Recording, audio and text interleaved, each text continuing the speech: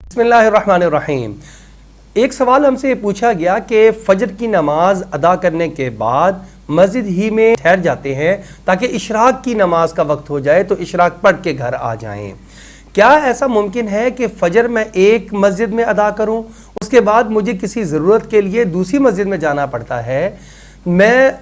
اس دورانیے کو وہاں جانے میں استعمال کر لوں اور دوسری مسجد میں جا کر میں اشراق کی نماز کو ادا کر لوں، یا مجھے ضروری کام ہوتا ہے، آفس جانا ہوتا ہے، میں فجر کی نماز پڑھ کے گھر آ جاؤں اور گھر میں تیار ہو کر جب میں آفس نکلنے سے پہلے کیا میں اشراق کی نماز ادا کر سکتا ہوں یا میرے لیے ایسا کرنا جائز نہیں ہے؟ تو سمجھ لیجئے دو چیزیں ہیں۔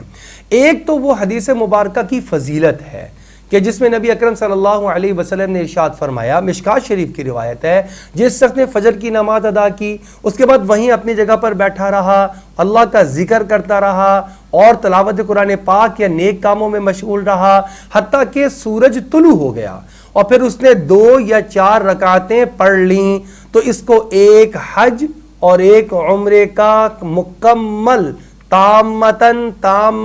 تامہ پورے کے پورے حج اور عمرے کا ثواب اللہ رب العزت نے اس کو عطا فرما دیا۔ یہ تو فضیلت اسی صورت میں ملے گی جب آپ فجر جس مسجد میں ادا کر رہے ہیں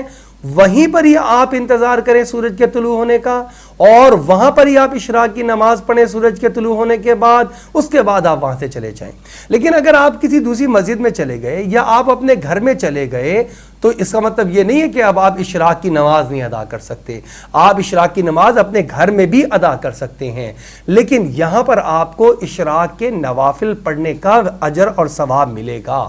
وہ اجر اور ثواب جو حج اور عمرے کا ہے وہ آپ کو بے شک نہیں ملے گا، لیکن نفل پڑھنے کا اپنا بہت اجر و ثواب ہے، اس سے آپ ضرور انشاءاللہ فیضیاب ہوں گے اور اس سے آپ محروم نہیں رہیں گے۔ اللہ جل شانہ سے دعا ہے اللہ رب العزت ہمیں اشراق کو اہتمام کے ساتھ ادا کرنے کی توفیق عطا فرما دے۔